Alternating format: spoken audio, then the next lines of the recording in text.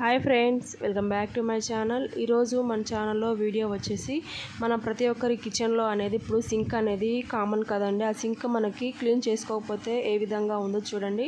మనము క్లీన్ చేయకుండా అదే విధంగా పక్కన పెట్టేయడం వల్ల మనం సింక్ని చూడండి మనకి ఈ విధంగా జిడ్డు అలాగే మనకి గార పట్టేసినట్టుగా ఉంటుందండి.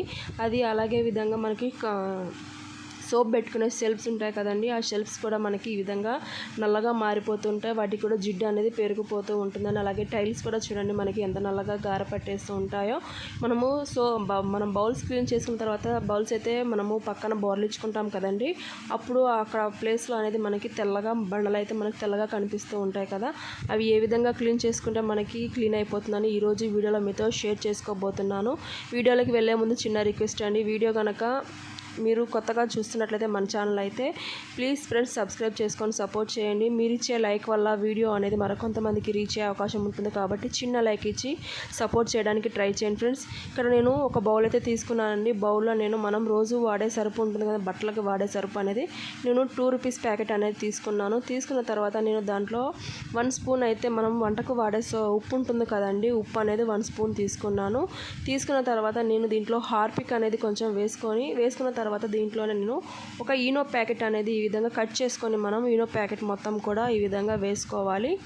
చూడండి ఈ విధంగా వేసుకున్న తర్వాత దీని మొత్తాన్ని కూడా మనం ఈ విధంగా అయితే మిక్స్ చేసుకోవాలి. చూడండి ఈ విధంగా అయితే మనం మొత్తం కూడా మిక్స్ చేసుకున్న తర్వాత దీన్ని అయితే మనం ఇప్పుడు ఏ విధంగా ఉపయోగిస్తామో చూడండి. ఇక్కడ మనము బౌల్స్ క్లీన్ చేసుకునే స్క్రబ్బర్ ఉంటుంది కదండి, ఆ స్క్రబ్బర్ అనేది తీసేసుకొని మనం స్క్రబ్బర్కి అనేది ఇది మొత్తం కూడా అంటించేసుకొని మనం సింక్ మొత్తాన్ని కూడా క్లీన్ చేసుకోవచ్చు అండి. సింక్సే కాదండి, మనకి వాష్ బేసిన్స్ ఉంటాయి కదండి, వాష్ బేసిన్స్ అవి కూడా సరే నీట్గా క్లీన్ చేసుకోవచ్చు.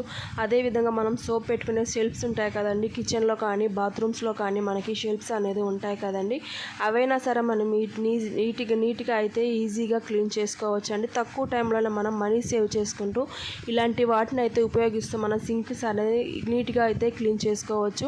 చూడండి ఎంత గార పట్టినా అదేవిధంగా మన టైల్స్ కూడా చూడండి చాలా నీట్గా అయితే క్లీన్ అవుతాయి తక్కువ టైంలోనే. మనకి ఈ విధంగా మనం సోప్ పెట్టుకునే దగ్గర మనం బౌల్స్ బోర్లించుకునే దగ్గర కూడా ఈ విధంగా క్లీన్ చేసుకోవడం వల్ల అక్కడ మనకి తెల్లగా పేరుకుపోయింది మొత్తం కూడా సబ్బు అనేది మనకి నీట్గా అయితే క్లీన్ అయిపోతుంది. చూడండి మనం ప్రతిరోజు బౌల్స్ క్లీన్ చేసుకున్న తర్వాత ఈ విధంగా మనం నీట్గా క్లీన్ చేసుకోవడం వల్ల మనకి మన కిచెన్ అనేది చాలా ఫ్రెష్గా నీట్గా అయితే ఉంటుందండి.